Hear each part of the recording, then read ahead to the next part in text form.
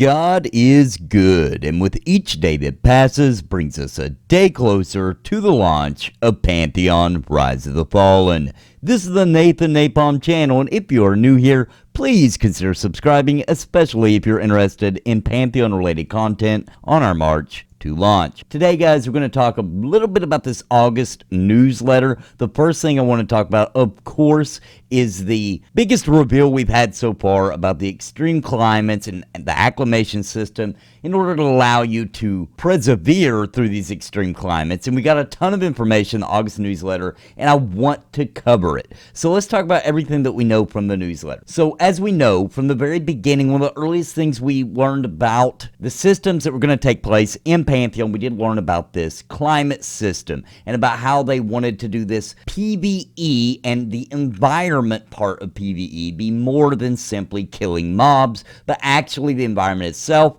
and of course the climate's having a big part of that. And we're gonna, if you're not familiar with it, we're gonna definitely dive deep and understand it more in this video. Okay, so let's start with the different types of climates. Okay, they're planning for 6 extreme climates at launch. Not to say this will be the only ones, but at least for launch of the game. So they have frigid, scorching, toxic, anaerobic, pressure, and wind shear. Now, each of these extreme climates have 5 tiers of potency. Out in the world, you can find a lower frequency of each one all the way up to a maximum in 5 different tiers. Of course, the higher that tier goes, the greater the severity that the effect will be on you. Additionally, the higher tier an extreme climate is, the more acclimation is necessary for a player to occupy that area safely. So you'll need, of course, as the tiers go up, you'll need more protection to get through that area, and we'll get more on the acclimation and the different tiers and kind of get an idea for what some of those do.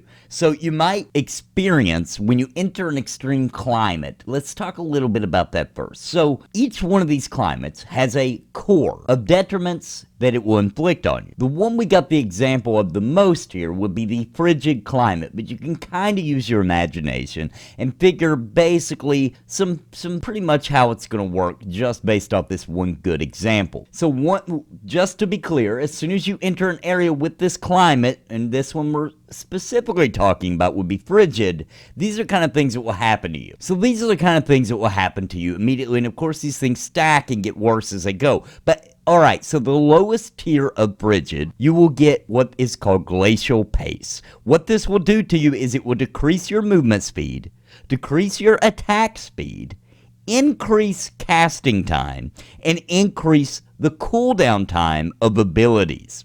Pretty harsh, okay? So as soon as you enter even the lowest tier of a frigid, these things will happen to you. Now, in addition to this, extreme climates will also have their own unique sporadic detriments, which have a chance of occurring as long as the player remains in that climate area. So the chance of players who will be affected by a sporadic detriment depends on the tier of the climate and their personal acclimation score. So currently, the sporadic detriments for the frigid climate are frozen lungs, which means that the player will take a jolt of damage, losing a percentage of maximum health based on the climate tier.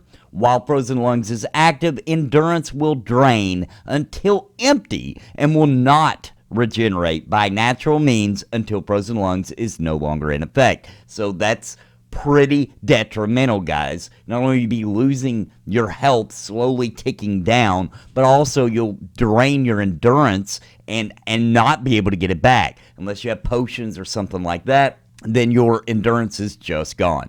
Let's move on to the next one. We have frostbite. So the player takes a jolt of damage, losing a percentage of maximum health based on the climate tier. Places a counter on the player that will last until the player leaves the climate area. At 5 stacks of frostbite, the player will be unable to engage in melee or ranged attacks, and spell casting will become disabled. The chances frostbite will occur will increase dramatically in higher tier frigid climates. So you'd eventually get to a point you can't even attack at all, plus you're getting hit with damage. Okay, so you're just screwed, basically. And the final one mentioned here is hypothermia. Of course, by that name, you know this is going to be bad. So this effect can only occur if at least one other sporadic detriment is already active on the player. Here's what happens to you. The player takes a jolt of damage, losing a percentage of maximum health based on a climate tier. While hypothermia is active, the player will lose a certain amount of health every second until the player is dead, or hypothermia is cured. Okay, so those are pretty rough, guys. In other words, you can't just go in with no gear, no acclimation, nothing to protect yourself, and actually expect to survive at all. You won't be able to. You'll eventually get these detriments to you, dot damage on yourself, losing your endurance, not able to attack melee, ranged, or magic, and then death. Okay, so I mean, you gotta get acclimated. So let's talk a little bit about how the acclimation to avoid these harsh penalties, how it will work, and as much details as we have on it. So there'll be several ways players can mitigate the effects of the extreme climates within Pantheon. So there are items, there are buffs that will provide a degree of protection, as well as some racial passives. Okay, so for example, the dwarves, to give them some degree of mitigation against frigid, most likely. Dwarves like it cold, right? So, hey, some racial passives will kind of give you some of the acclimation for certain different ones. Anyway, let's move forward. So there will be an exposure mechanic, which allows players to temporarily build up a further degree of acclimation by persisting in the same climate for a period of time. So I really like to hear that. I've heard a lot of people talk about they like to see you be able to naturally get a little bit of acclimation, right? So you can get a temporary buildup, okay? That's the important part, temporarily, okay? You can build a little bit of a acclimation to it just by surviving in it for a while, okay? So that's cool to hear. Definitely remember the word temporarily was mentioned there, okay? But the main mechanic, which provides the highest degree of protection, is the actual acclimation system through which players can use glyphs to increase their acclimation score for specific climates, or combination of climates even, so allowing them to enter an adventure in these harsh and deadly areas. So, what is a glyph and how will it work? Well, here's the details we have on the glyph. The glyph is going to, first of all, be very rare and difficult to attain, okay? They can be found off of powerful enemies in the world, sounds like raid bosses, or created by max tier crafters through recipes requiring rare and valuable components, okay? So rare, all the way around. Rare drops out in the world, you're going to have to go farm them, get in groups and try to work together to get those for yourself, for your friends, for your guild mates, or get some crafters to make it, which requires rare and valuable components. In other words, you're going to have to grind that out too. Okay, so either way, this is going to be something that will take a lot of effort to get to. Now, once acquired though, glyphs will populate a collection list within the acclimation window of the UI, organizing according to climate, type, quality, and body location. We have a picture of something to kind of give you an idea of that. And once you've found a particular type of glyph, you will have it to use indefinitely, so it's yours, allowing you to mix and match your glyphs more freely as your collection grows. So you don't have to pick one, and then when you pick another one, you'll lose the other one. You'll get different ones, and you can collect those, you can work on them, and add them to your collection, and mix and match those as needed. Now, there are 3 parameters that the glyphs are identified by, and that is the climate type that they correspond to, of course, the glyph quality, which determines how much it will increase your acclimation score towards that climate, and of course the part of the body that it can be applied to. So an example of a low versus a high level glyph would be a weak frigid glyph for the chest, right? So it can only be equipped to the chest. It's a weak version, so that one might increase the frigid acclimation score by 10 points. However, there might be a more powerful one called a prime frigid glyph that also goes on the chest that increases your frigid acclimation score by 40 points. Keep in mind that's only on the chest, so you still have your other slots to put more. In Pantheon Rise of the Fallen, by the way, there are 6 parts of the body that glyphs can be applied to. That would be the head, the chest, the arms, the legs, the feet, and the blood.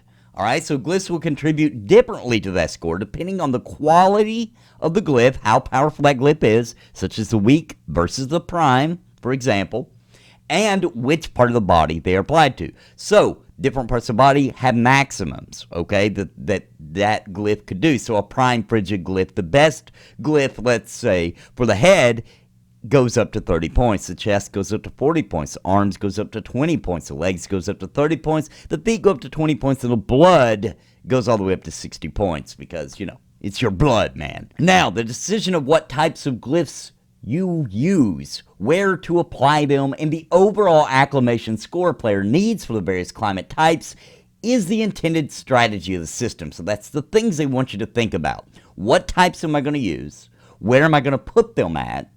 And how high do I need to get my acclimation score to survive in that tier? So all those kind of things are things you're going to have to think about, you and your party, you and your group, you and your guild, before you go into some of these areas that apply this. And trust me, there's going to be plenty of awesome things for surviving this. They'll design the world in such a way to where you're definitely going to need to go through these areas to get some really cool things. Now, here's another example they gave. Let's say a player's trying to acclimate to a high-level area in the Frozen South, which happens to be located near a Tier 5 frigid environment. So including buffs, gear, and the racial passive as a dwarf. Dwarf gets a racial passive given away right there. Now we know they're sitting at a frigid acclimation score of 50 points. However, to be fully acclimated to a frigid tier 5 climate, they need a frigid acclimation score of 250 points. In this case, the player would need to use prime frigid glyphs on every available part of the body. An alternative example would be a player's trying to acclimate to an area with multiple climate types, so more than just one. So perhaps this is a volcanic region that's a tier 3 scorching climate, but it also has a tier 2 toxic climate. So for them to get full acclimation in the tier 3, let's say a player will need a scorching acclimation point of 120 points. And for the toxic tier 2, a player needs a toxic acclimation point of score of 80 points. In this case, the player would need to mix their glyphs, okay, to acclimate for both. Perhaps applying their scorching glyphs to the blood, chest, and arm slots, and applying their toxic glyphs to the head, legs, and feet slots. That would give the player the acclimation they need to survive in that particular area. So you can see how this gets cool, how it gets a little complicated, how you have to think, you're going to have to go out and get different types of glyphs, different types of gear. You're going to have to invite people to your group that can do different types of buffs to help you out, etc. So you can see how all this that we've been saying for all this time of how the world and the PvE of Pantheon Rise of the Fallen is going to be bar none, comparable to nothing, because it is its own thing. Beginning to become more clear, I hope. So anyway, let's move forward. So looking at this, there's a lot of information we got from the newsletter. Number one, now we know for a fact that the dwarf is acclimated for cold. We already knew that, to be honest. Come on, it's a dwarf. We've been saying we thought that. If you go back to my video I did a while, close to a year ago, I actually was guesstimating and guessing on and theorizing on the racers. And of course, that was something I said for the dwarf. So now it's official. We know that that is a ratio that the dwarves get. We also now have a much better understanding of how the climates are going to work. We got a guarantee on the names of the 6 that are coming at launch. And we kind of got an idea for how we're going to be able to acclimate that and how you apply those acclimation points to your body and to the slots available to you. Guys, I hope you enjoyed the video today. I think that was pretty good information. I thought that was the most informative news in the newest newsletter, but of course there was plenty more in the newsletter, and I'll be covering that as well. Please stay tuned with me here at the Nathan Napalm channel. If you haven't subscribed, please consider doing that. Drop me a like, guys. It really helps my video get out to more people by liking the video. Leave me a comment down below on what you think about this system, or if there's other things you think they're hiding from us, or that there's more to it, etc. And until next time, guys, God bless and happy gaming. Please listen to what I say. I've been making videos all day. My friends all say it's a video buffet. You can even hit replay. But please just subscribe. I can't even describe. Being part of my tribe, I'll even offer you a prize, but just please just subscribe and hit the bell notification too.